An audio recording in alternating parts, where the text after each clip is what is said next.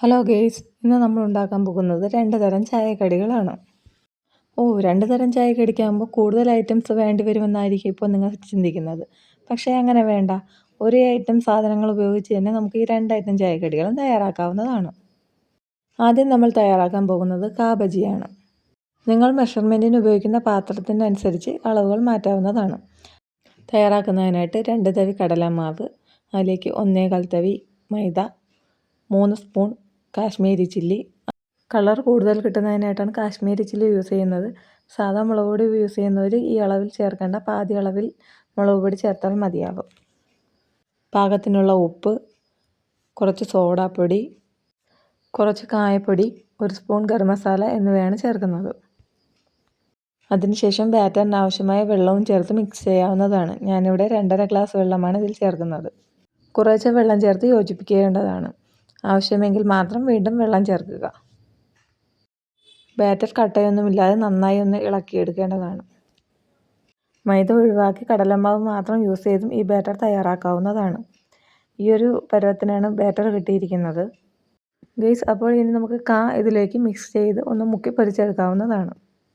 അരിഞ്ഞു വെച്ചേക്കുന്ന മുഴുവൻ കായും ഞാൻ ഇതിലേക്ക് ഇട്ട് യോജിപ്പിച്ചെടുക്കുന്നുണ്ട്. ഓരോന്നോരോന്നായിട്ട് വേണമെങ്കിലും മുക്കി പൊരിക്കാവുന്നതാണ്. ബാറ്ററിൽ നന്നായി ഡിപ്പ് ചെയ്തെടുക്കണം. അതിനുശേഷം അടുപ്പ് കത്തിച്ച് ഒരു പാൻ വെച്ച് അതിലേക്ക് ആവശ്യത്തിനുള്ള എണ്ണ വീത്തി കൊടുത്തിട്ടുണ്ട്. എണ്ണ ഒന്ന് ചൂടായോ എന്നറിയാനായിട്ട് ബാറ്ററിൽ നിന്നും കുറച്ച് മാവ് ഇട്ട് കൊടുക്കുമ്പോൾ അറിയാം. അത് പൊങ്ങി വരുന്നുണ്ടെങ്കിൽ എണ്ണ ചൂടായിട്ടുണ്ട്. അപ്പോൾ എണ്ണ ചൂടായി കഴിഞ്ഞപ്പോൾ ഓരോന്നോരോന്നായിട്ട് ഇട്ട് കൊടുക്കുകയാണ്. എണ്ണയിലേക്ക് ഇട്ട് കൊടുത്ത ശേഷം തീ ഒന്ന് അഡ്ജസ്റ്റ് ചെയ്യേണ്ടതാണ്. മീഡിയത്തിലേക്ക് വയ്ക്കണം. ഒരു വശം നന്നായി ഫ്രൈ ചെയ്ത് കഴിയുമ്പോൾ അടുത്ത വശത്തേക്ക് തിരിച്ചിട്ട് കൊടുക്കേണ്ടതാണ്.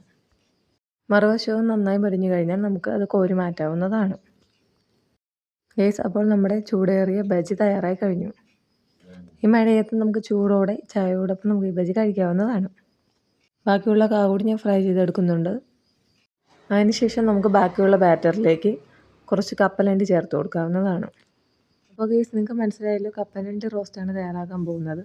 അപ്പോൾ ഇതിലേക്ക് ഇനി ആവശ്യമുള്ള സാധനം എന്ന് വെച്ചാൽ കുറച്ച് റവ ഉണ്ടെങ്കിൽ റവ ചേർക്കാം, അല്ലെങ്കിൽ അരിപ്പൊടി ചേർക്കാം. ഞാനിവിടെ അരിപ്പൊടിയാണ് ചേർക്കുന്നത്. പിന്നെ കുറച്ച് പാകത്തിന് ഉപ്പും കൂടി, കപ്പലണ്ടി കൂടി ഇടുന്നതുകൊണ്ട് കുറച്ച് ഉപ്പ് കൂടി ചേർക്കുന്നുണ്ട്. കുറച്ച് കരിവേപ്പിലയും വെളുത്തുള്ളി ചതച്ചത് കൂടി ചേർക്കുന്നുണ്ട്. വെളുത്തുള്ളി തോടോടെ തന്നെ ചതച്ചാണ് ചേർക്കുന്നത് കേട്ടോ. വറുക്കുന്നതിനായിട്ട് കുറച്ചുകൂടി എണ്ണ ചേർത്തിട്ടുണ്ട്. അതിലേക്ക് കുറച്ച് കരിവേപ്പില കൂടി ഇട്ട് മൂപ്പിച്ചെടുക്കുക. അതിന് മുകളിലാക്കി കുറേശ്ശെയായിട്ട് നമുക്ക് കപ്പലണ്ടി ഇട്ട് കൊടുക്കാവുന്നതാണ്. കപ്പലണ്ടി ഇടുമ്പോൾ ശ്രദ്ധിക്കേണ്ടതാണ്, ഒരുമിച്ചിടരുത്, കുറേശ്ശെയായി ഇട്ട് കൊടുക്കേണ്ടതാണ്. കപ്പലണ്ടി എല്ലാം ഇട്ടതിന് ശേഷം തന്നെ നമുക്കൊന്ന് ജസ്റ്റ് ഒന്ന് ഇളക്കി കൊടുക്കാവുന്നതാണ്. ഫ്ലെയിം മീഡിയത്തിലായിരിക്കണം വെച്ചിരിക്കേണ്ടത്.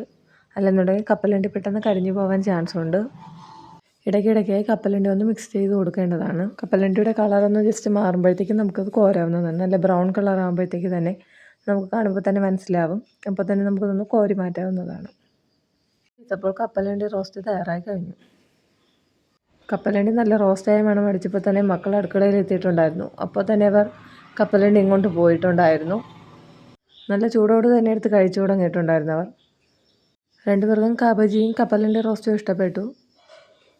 അപ്പോൾ എല്ലാവരും മഴയുള്ള സമയത്ത് ഇതൊന്ന് ട്രൈ ചെയ്ത് നോക്കേണ്ടതാണ് കേട്ടോ. നല്ല കോമ്പിനേഷനാണ്. ചായയോടൊപ്പം ഇതിലേത് സ്നാക്സ് ആയാലും കഴിക്കാൻ നല്ല ടേസ്റ്റിയാണ്.